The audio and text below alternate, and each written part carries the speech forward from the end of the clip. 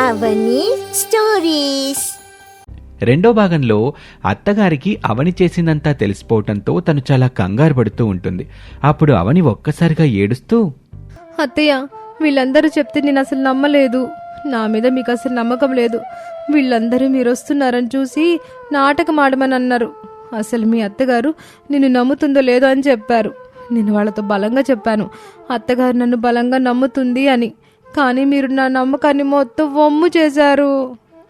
ఏంటమ్మా నువ్వనేది? నాకు అర్థం అవ్వట్లేదు. అమ్మా, మొత్తం నీకు అర్థమయ్యేలా నేను చెప్తాను విను. నువ్వు వస్తున్నావు అని గమనించి నీకు వినపడేలాగా మేము మాట్లాడుకున్నాం.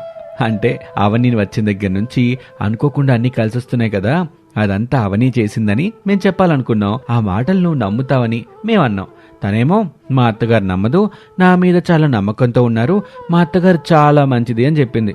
కానీ నువ్వు నమ్మకం లేదని నిరూపించేశావు. ఎవరు చెప్పారు నమ్మకం లేదని? నా కోడలు బంగారం. అవని అట చేసి ఉండదని నాకు తెలుసు. ఇప్పుడు దాకా జరిగినవన్నీ కూడా తను రావడం వల్ల జరిగిందని నేను బలంగా నమ్ముతున్నాను అని అతనితో చెప్పి కోడల్ని ఓదారుస్తూ తన గదిలోకి తీసుకెళ్తుంది. అమ్మో, కోడలు బలి తెలివిగా ప్లేట్ పిరాయించింది కాబట్టి సరిపోయిందిరా. లేదంటే మన ముగ్గురం ఈరోజు మీ అమ్మ చేతిలో బలైపోయేవాళ్ళం. అవునన్నా, కానీ అమ్మకు అనుమానం వచ్చింది కాబట్టి ఇక మీదట మనం కొంచెం జాగ్రత్తగానే ఉండాలి. అందుకు అతను కూడా అవునవును అలాగే ఉండాలి అని మాట్లాడుకుని అక్కడి నుంచి వాళ్ళిద్దరూ వెళ్ళిపోతారు. అలా ఆ రోజు గడిచిపోతుంది. ఆ మరుసటి రోజు ఉదయం చిలక జోస్యం చెప్పే ఒక వ్యక్తి సురేష్ వాళ్ళ ఇంటి ముందు నుంచి వెళ్తూ ఉంటాడు. ఉన్నది చెప్తాను, జరగబోయేది చెప్తాను, జరుగుతున్నది చెప్తాను, జరిగిపోయింది కూడా చెప్తానమ్మా, కుర్రో కుర్రో అంటూ కేకలు వేస్తూ ఉండగా అతన్ని చూసిన సురేష్, బాబు ఇలా రా బాబు అని పిలుస్తాడు. అప్పుడు అక్కడే ఉన్న అనసూయ, ఎందుకు వాళ్ళని పిలుస్తున్నావు? ఉన్నదే లేని చెబుతారు, పైగా 100 రూపాయలు అడుగుతారు, పిలవబాక. నాకు 1 రూపాయి కూడా వద్దమ్మా. నీకు నేను చెప్పింది నిజమనిపిస్తే, అలాగే నేను చెప్పింది జరిగితేనే ఈసారి వచ్చినప్పుడు నాకు డబ్బులివ్వు, లేదంటే లేదు. అందుకు అనసూయ సరే అంటుంది. ఇక అతను జోస్యం చెప్పటం మొదలు పెడతాడు. అమ్మగారి మనసు చాలా మంచిది. ఎవరిని ఒక్క మాట కూడా అనదు, ఎవ్వరి చేత మాట కూడా పడదు. కానీ పిసినారితనం ఒక్కటే అడ్డంగా ఉంది అమ్మవారి అభివృద్ధికి. అమ్మా, నువ్వు పిసినారితనంగా ఉంటే నువ్వు త్వరలోనే మంచాన పడతావు తల్లి. ఆ మాట వినగానే అత్తగారు, నువ్వు చెప్పేది నిజమేనా? అవునమ్మా అవును, ఇది నేను చెప్పేది కాదు, ఆ కొండదేవర చెప్పేది. నిజమే తల్లి, నిజమే అని అంటూ ఉండగా అప్పుడే అక్కడికి కోడలు అవని వస్తుంది. అతని మాటలు విన్న కోడలు, ఏంటి మీరు చెప్పేది? మా అత్తగారికి పిసినారితనం ఎక్కడుంది? తను చాలా మంచిది. మీరు చెప్తుందంతా అబద్ధమే. అయ్యో, ఆయన చెప్తున్నంత నిజమే. ఇప్పుడు నేను కాదంటే అతను వెళ్ళిపోతాడు. అసలు నాకేమవుతుందో పూర్తిగా తెలుసుకోవాలి అని అత్తగారు మనసులో అనుకొని అవనితో, 1 నిమిషం ఆగమ్మా, ఆయన పూర్తిగా చెప్పని అని అవనిని ఆపుతుంది. నేను చెప్పింది సత్యమే తల్లి. నీ ఆరోగ్యం పూర్తిగా పాడైపోతుంది. బలమైన ఆహారం తినకపోతే త్వరలోనే మృత్యువు నిన్ను పిలుస్తుందే తల్లి. మంచి భోజనం చేస్తే గండం తప్పుద్దా స్వామి? తప్పకుండా మృత్యువు దప్పుతుంది. అంతా నీకు మేలే జరుగుతుంది. కుటుంబంలో కలహాలు పోతాయి, కొత్త ఆనందాలొస్తాయి. మనవడు మీ ఇంట్లో తిరుగుతాడే తల్లి అని చెప్పటంతో అనసూయ చాలా సంతోషపడుతుంది. అతను ఆ తర్వాత అక్కడి నుంచి వెళ్ళిపోతాడు. అతను వెళ్ళిపోయిన తర్వాత అవని, ఏంటత్తయ్య, అతను చెప్పిందంత నిజమే అన్నట్టుగా మీరు వింటున్నారు? అసలు మీకు పిసినారితనమే లేదు. ఆయనే ఉందని చెప్తున్నాడు. అన్నీ అబద్ధాలే. అవును అనుకుంటా, అన్నీ అబద్ధాలు చెప్తున్నాడు. అన్నట్టు పొద్దున్న ఫ్రూట్స్ కావాలని అడిగావు కదా, పద ఎల్లు కొనుక్కొని వద్దాం పద. అసలు నేనెక్కడ అడిగాను అత్తయ్య? అబ్బాబ్బా, అడిగావులే పదా అంటూ ఆమెను మార్కెట్కి తీసుకెళ్తుంది అనసూయ.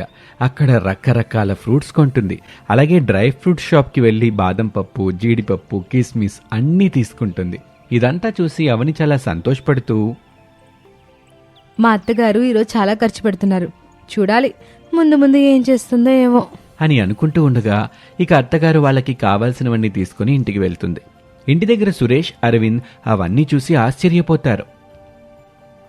ఎవరికివన్నీ? మన ఇంటికి ఎందుకు తీసుకొచ్చారు? ఎవరివో అయితే మన ఇంటికి మనం ఎందుకు తీసుకొస్తాం చెప్పండి? అత్తగారే బలమైన ఆహారం తీసుకోవాలని ఇప్పుడు తీసుకొచ్చారు అని చెప్తుంది అవని. సురేష్ ఏదో అడగబోతూ ఉండగా, తల్లి నువ్వు నోరు మూసుకొని లోపలికి వెళ్ళు అంటూ గట్టిగా అరవటంతో అతను సరేలే నాకెందుకు అని లోపలికి వెళ్ళిపోతాడు.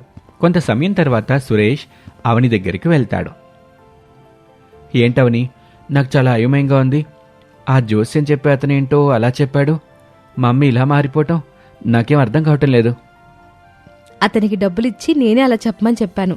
అత్తగారు మనసు మార్చుకుంటారని నేను అనుకున్నట్టుగానే జరిగింది. ఇప్పుడు ఇక ఎప్పుడు ఆమె పిసినారితనంగా అసలు ప్రవర్తించదు. ఆమెలో చాలా మార్పు వస్తుందండి, గమనించండి కావాలంటే. మాకు కూడా అదే కదా కావాల్సింది. మా అమ్మ మారితే అంతే చాలు, మనందరం హ్యాపీగా ఉండొచ్చు అని వాళ్ళిద్దరూ మాట్లాడుకుంటూ ఉంటారు. ఇదంతా మామగారు విని తనలో తాను చాలా సంతోషపడతాడు. అలా రోజులు గడుస్తూ ఉంటాయి. ఇంట్లో వాళ్ళందరూ వాళ్ళకి కావాల్సినట్టుగా సంతోషంగా ఉంటారు. అత్తగారు కూడా పిసినారితనాన్ని వదిలిపెట్టడంతో ఆమె కూడా సంతోషంగా ఉంటుంది. అయితే ఇదంతా ఇలా గడుస్తూ ఉండగా ఓ రోజు పక్కింటి సుజాత వాళ్ళ ఇంటికి వస్తుంది. ఇంట్లో ఉన్న వస్తువులన్నీ చూసి చాలా ఆశ్చర్యపోతుంది. ఏంటవని, నువ్వు వచ్చిన తర్వాత ఇల్లు మొత్తం మారిపోయింది. అసలు ఏం జరుగుతుందో అర్థం కావట్లేదు. మా ఇంట్లో ఇప్పుడు కావలసినవన్నీ ఉన్నాయి పిన్ని గారు. ఎందుకంటే మా అత్తగారు తన పిసినారితనాన్ని వదిలిపెట్టేశారు. ఇప్పుడు మేమంతా చాలా సంతోషంగా ఉన్నాం. నిన్న అమ్మలేకపోతున్నానే అని అనుకుంటూ ఉండగానే అక్కడికి అత్తగారు వస్తారు. అత్తగారు సుజాతను చూసి, రా వదినా, టీ తాగుతావా కాఫీ తాగుతావా, లేకపోతే జ్యూస్ ఏమైనా తీసుకొచ్చి ఇమ్మంటావా? ఏంటొదినా నువ్వేనా మాట్లాడుతున్నావు? నేను అసలు నమ్మలేకపోతున్నాను.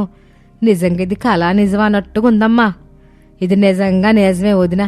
ఇంతకి నీకేం కావాలో చెప్పు, తీసుకొని వస్తాను.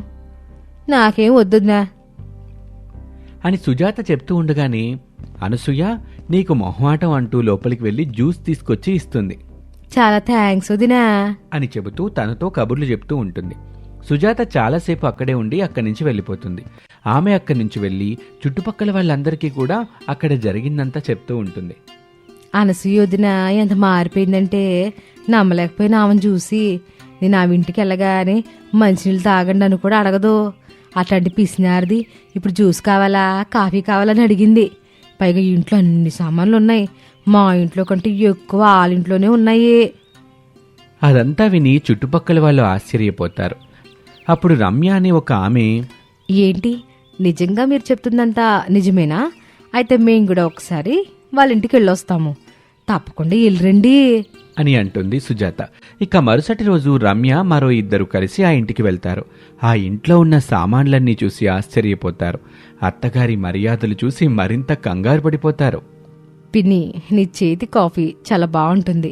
అలాగే ఇంట్లో సామాన్లన్నీ కూడా చాలా అద్భుతంగా ఉన్నాయి. టీవీ, ఫ్రిడ్జ్, కూలర్, అబ్బో అన్నీ తీసుకొచ్చారే. ఇవన్నీ మీ కోడలు అవన్నీ సెలక్షన్ అనుకుంటా. చాలా బాగున్నాయి పిన్ని. నిజమేనమ్మా, మా కోళ్ళు వచ్చిన తర్వాత నేను చాలా మారిపోయాననుకో. అప్పుడు వాళ్ళు నిజంగానే మారిపోయారో లేదంటే ఎంత పిసినారిలాగా ఉండేవారో మీరిలా మారిపోయారంటే నమ్మలేకపోతున్నాం, మీ కోడలేదో మాయ చేసింది అని అంటారు. అది విన్న అత్తగారు తన మనసులో, నా కోడలకేమో నేను పిసినార్దనని తెలీదు, వీళ్ళ మాటలింటే ఏమనుకుంటుందో ఏమో అని తనలో తాను అనుకుంటూ ఉండగానే అవని, నాకేం తెలీదు, మా అత్తగారు ఇలా మార్పు చేసుకున్నారు. ఆమె తన పిసినార్తనాన్ని పోగొట్టుకుని మాతో ఇప్పుడు చాలా సంతోషంగా ఉంటున్నారు.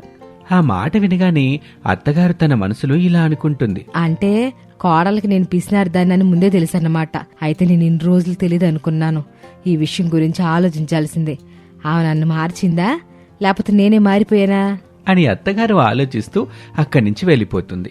అనసూయ తన గదిలోకి వెళ్లి దాని గురించే పదే పదే ఆలోచిస్తూ ఉంటుంది.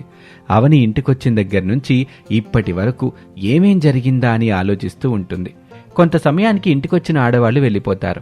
కోడలు కూడా తన పని తాను చేసుకుంటూ ఉంటుంది. అత్తగారు మాత్రం అదే పనిగా ఆలోచిస్తూ ఉంటుంది. అనసూయ ఏం ఆలోచించింది, తను కోడలికి ఏదైనా చెప్తుందా లేక కోడలి విషయం పూర్తిగా తెలుసుకుని తను మళ్లీ పిసినర్లా మారుతుందా అనేది తర్వాతి భాగంలో చూద్దాం. జోరుగా వర్షం కురుస్తోంది. ఇంటి వరండాలో కోపంగా అటూ ఇటూ తిరుగుతూ ఉంది అనసూయ. అనసూయ కోపాన్ని చూసి ఆమె భర్త అరవింద్ నెత్తిమీద టవల్ పెట్టుకుని కళ్ళెర్రజేసి చూస్తూ ఉన్నాడు. ఇంతలో అనసూయ కోడలు అవని ఇంటి గేటు తలుపులు తీసి మెల్లగా ఇంట్లోకొస్తుంది. అది చూసిన అనసూయ, ఆగు, ఇక్కడ చెట్టంత మనిషిని తిరుగుతున్నాను కదా, పట్టించుకోకుండా అట మెల్లిగా పిల్ల దూరిపోతున్నావేంటి? అత్తయ్య, అది అసలే వర్షంలో తడిచిపోయాను కదా, అందుకని హడావుడిగా ఇంట్లోకి వెళ్తున్నాను. ఎట్రా నా దగ్గరికి రా. అనసూయ అలా గట్టిగా చెప్పేసరికి అవని టెన్షన్ పడుతూ అనసూయ దగ్గరికి వెళ్తుంది. అలా అవని దగ్గరగా వచ్చాక అనసూయ లాగిపెట్టి ఒక్కటిస్తుంది. మరో చెంపపై ఇంకో దెబ్బ వేస్తుంది. అవనికి కన్నీళ్లు తన్నుకొస్తాయి. నువ్వు చేసిన తప్పు నీకు తెలియట్లేదు, అందుకే నీకు ఈ తప్పు గుర్తుండిపోవాలని ఇట్టా చేశా. ఎంతకీ నువ్వేం తప్పు చేసావో తెలుసా? నేనేం చేశాను అత్తయ్య? పొద్దున్న నేను లేవగానే నాకు బెడ్ కాఫీ ఇవ్వాలని తెలుసు కదా, అయినా ఈరోజు అది మర్చిపోయి ఎక్కడికో వెళ్ళిపోయావు. ఇంత నిర్లక్ష్యం ఏంటే నీకు? అప్పుడే అత్తని కలిసి అయిపోయిందా, లేక మొగుండు కొంగును కట్టుకొని కథలు నడిపిద్దాను అనుకుంటున్నావా? అయ్యో అత్తయ్య, నేను గుడికి వెళ్ళొచ్చాను. వర్షం రావడం వలన కాస్త లేట్ అయింది, అంతే అత్తయ్య. అవని మాటలకు అనసూయకి మళ్ళీ కోపం వస్తుంది. ఇక లాగిపెట్టి మరొక దెబ్బ వేద్దామని చూసేసరికి అక్కడికి సురేష్ వస్తాడు. ఏం నాన్న అప్పుడే లేచావు? కాఫీ అమ్మన్న తీసుకురావాలా? వద్దమ్మా, అవని ఉంది కదా, నీకెందుకు శ్రమ. ఇదిగో అవని, నాకొక మంచి కాఫీ తీసుకొనిరా. సురేష్కి తెలియకుండా కన్నీళ్లు తుడుచుకుంటూ అవని వంటగదిలోకి వెళ్తుంది. చకచకా కాఫీ పెట్టి తన భర్త సురేష్కు తీసుకుని వెళ్తుంది. అంతలోనే అనసూయ వచ్చి ఆ కాఫీని తీసుకుని తాగుతుంది. ఇక మరోసారి కాఫీ పెట్టి తీసుకొస్తుంది అవని. ఈసారి తన మామగారు అరవింద్ ఆ కాఫీ తీసుకొని తాగేస్తాడు. ఇక చేసేదేమీ లేక మరోసారి కాఫీ పెట్టి సురేష్ దగ్గరికి తీసుకెళ్తుంది. ఏంటవని, కాఫీ కూడా త్వరగా తీసుకురావా నువ్వు? నేను ఇంట్లో ఉండేది కొంత సమయమే కదా, ఆ టైంలో కూడా నన్ను సరిగ్గా పట్టించుకోవెందుకు? సరేలే, అవతల నాకు ఆఫీస్కి టైం అవుతుంది, ఇక ఈ కాఫీలేమీ వద్దు అంటూ అవని చేసిన కాఫీని తీసుకుని పక్కన పారబోసేస్తాడు సురేష్. అవనికి చాలా బాధేస్తుంది, కానీ మనసులోనే ఓర్చుకుంటూ ఉంటుంది. సురేష్ తయారై వెళ్ళిపోయిన తర్వాత ఆ ఇంటికి అనసూయ కూతురు రోజా వస్తుంది. అరరరే, నా బంగారు కూతురు రోజా వచ్చింది. ఏమ్మా బాగున్నావా? మీ ఆయన బాగున్నాడా? మీ అత్తమావులు ఎట్టగున్నారు? అందరు బతికే ఉన్నారులేమ్మా, వాళ్ళకేం తక్కువ. పందుల్లాగా ఇంట్లో తిని ఉండడం తప్ప ఏం చేస్తారు వాళ్ళు? ఏదో ఘనకార్యం చేసేవారిలాగా అడుగుతున్నావేంటి వాళ్ళని? ఇంతకీ ఇలా ఒక్కదానివే వచ్చావేంటి? ఏదైనా సమస్య అమ్మా? సమస్యేనన్నా, ఆ ఇంట్లో నాకు కొంచెం కూడా గౌరవం లేదు. నన్ను ఒక పని మనిషిలా చూస్తున్నారు. నాకొచ్చే కోపానికి ఆ ఇంట్లో అందరినీ చంపేసి జైలుకి వెళ్ళాలనిపిస్తుంది, కానీ మౌనంగా ఊరుకుంటున్నాను. నేనేం చేయాలో నాకు అర్థం అవట్లేదు. ఏంటి ఆ మాటలు? కాస్త మౌనంగా ఉండటం నేర్చుకో. ఎక్కడ పడితే అక్కడ ఇలాంటి విషయాలు వాగొద్దని చెప్పానా? ఇలా ఉంటే ఎలా నువ్వు? ఓ, వదిన ఇక్కడే ఉంది కదా, మర్చిపోయానులే. వదిన, నువ్వు వెళ్ళి వంటగదిలో పని చేసుకోపో. అలాగే నాకు ఒక ఆరెంజ్ జ్యూస్ చేసుకొని తీసుకొని రా, సరేనా? అలాగే, తీసుకొస్తాను అంటూ అవని వంటగదిలోకి వెళ్తుంది. అవని అలా వెళ్ళిన తర్వాత రోజా కోపంతో రగిలిపోతూ ఉంటుంది. నా అత్తింటి వాళ్ళు చెత్త కన్నా దారుణంగా ఉన్నారమ్మా, వాళ్ళని ఏదో ఒకటి చెయ్యాలి. కొంపదీసి చంపడం అలాంటివేం చేయలేదు కదా? నీ సంగతి నాకు తెలిసే, మా కోపిష్టిదానివి నువ్వు. కోపంతో ఊగిపోయేదానివి, అంత పని చేసినా చేస్తావు. నా కూతురు గురించి నువ్వు తక్కువగా మాట్లాడబాకు. అదేం చేసినా చాలా ఖచ్చితంగా చేస్తుంది, ఏది మిస్ అవ్వదు. సరే గాని నీ కోళ్ళేంటి అలా ఉంది? నేను పుట్టింటికొచ్చాను కదా, ఏమైనా నోరు లేస్తుందా? అదేం చేతదే, వంటగదిలో కుక్కిని పెయిన్లా పడుంటేను అది నోరు లేపితే నేను ఊరుకుంటానా ఏంటి? దాన్ని నాలుగు కోసేను. సరే అవనే, ఎక్కడ చచ్చావే? అమ్మాయి జ్యూస్ తీసుకురామని గంట అవుతుంది, ఇంకా తీసుకురాలేదేంటి? అలా అనసూయ అరిచేసరికి జ్యూస్ తీసుకుని భయం భయంగా వస్తుంది అవని. రోజాకి జ్యూస్ గ్లాస్ ఇస్తుంది. అది కాస్త తాగిన తర్వాత ఆ జ్యూస్ని అవని ముఖంపై కొడుతుంది. చిచ్చి, ఇదేం జ్యూసు? తీపి లేదు, పాడులేదు. ఇంటికి నేను రావడం ఇష్టం లేక ఇట్లాంటి పనులు చేస్తున్నావు కదా వదినా? అయినా ఇది నా పుట్టిల్లు, నేను ఎప్పుడైనా వస్తాను, ఎప్పుడైనా వెళ్తాను. అడగడానికి నువ్వెవరు? ఇంటికి మధ్యలో వచ్చిన దానివి, మధ్యలోనే ఉండు. అది నా కూతురంటే అట్టా ఉండాలి. నీ వదిన మహాకంత్రినే, మన దగ్గర నోరు లేపదో, దాని మొగుడి దగ్గర మాత్రం మన విషయాలన్నీ పోసగుచ్చినట్టు చెప్పుద్ది. అదే నాకు కూడా అనుమానంగా ఉంది. ఈ మధ్య వాడు నాతో అసలు మాట్లాడమే లేదు. నాతో అయితే సరే, వాళ్ళ అమ్మతో కాసేపు కూర్చొని కూడా మాట్లాడడం లేదు. ఈ వాగలాడు ఏం ముందు పెట్టిందో ఏంటో, ఆడసలు ఉలుకు పలుకులు లేకుండా వెళ్ళిపోతున్నాడు. ఏవే, నా కొడుకుని ఏం చేసావే? నువ్వేం చేసినా నా దగ్గర నీ పప్పులు ఉడకో, అది తెలుసుకో. అత్తయ్య, అందరూ కలిసి నన్ను అన్ని మాటలు అంటారేంటి? నేనేమైనా మిమ్మల్ని బాధ పెడుతున్నానా? మీరు అడిగింది చేసి పెడుతున్నాను కదా. పని మనిషి కంటే హీనంగా చూస్తున్నారు నన్ను. కనీసం కొంచెం కూడా నాపై జాలి చూపించట్లేదు. అబ్బబ్బబ్బో, వచ్చిందండి వాగలాడి. ఇది ఈజిప్ట్ మహారాణి, దీనికి మర్యాద ఇవ్వాలి. ఏమండి, నీ కోడలకు మర్యాద కావాలంట. అవునా? అయితే మార్కెట్కి వెళ్ళి ఒక 4 కిలోలు తీసుకురానా? మర్యాద 4 కిలోలు సరిపోద్దా? ఇంకో 2 కిలోలు ఎక్కువ తీసుకురావాలా? ఊరుకోండి నాన్న, ఇక చాలు గాని. ఇదిగో వదిన, మా విషయాలు మా దగ్గర ఉంచితే బాగుంటుంది. అనే దగ్గరికి తీసుకెళ్ళావనుకో ఇక ఏం జరుగుతుందో తెలుసు కదా. అలా జరిగితే 4 చీరేను ఎలా వెయ్యలు. అమ్మాయికి రూమ్ సిద్ధం చేయి. ఆ బాత్రూమ్ బాగా నీట్గా కడిగిపెట్టు, సరేనా? అలాగే. అమ్మా, కూతురు పుట్టింటికొస్తే స్పెషల్ వంటకాలు ఏం చేయించురా? అయ్యో, అట్టా వంటావేంటి బంగారం?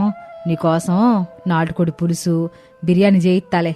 అవంటే నీకు ఇష్టం కదా, కడుపు నిండా తింది గాని, సరేనా? అది మా అమ్మ అంటే.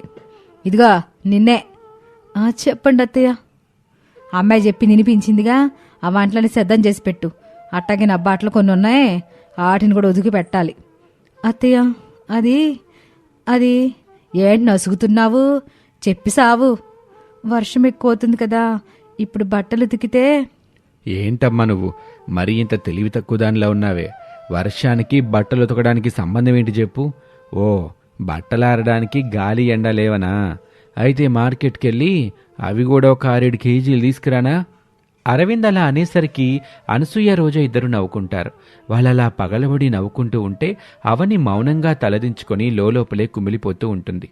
ఇక ఏమీ మాట్లాడకుండా వంటగదిలోకి వెళ్తుంది. వంట చేస్తూ ఉండగా ఒక్కసారిగా కళ్ళు తిరిగి కింద పడిపోతుంది. అవని పడిపోవటం చూసి అరవింద్ కేకలేస్తూ అందర్నీ పిలుస్తాడు. ఏమై, కోడలు కింద పడిపోయిందే? అమ్మా, కొంపదీసి సచ్చిందా ఏంటి? అదే జరిగితే నీ అన్నకి ఇంకో పెళ్లి చేసి కట్న కానుకలు దొబ్బేను. నీ వదిని ఇప్పుడిప్పుడే సావదలే, అది చచ్చే రకం కాదు అంటూ ముగ్గురూ కలిసి అవని చేతులు పట్టుకుని లాక్కుని గదిలోకి తీసుకెళ్లి పడేస్తారు.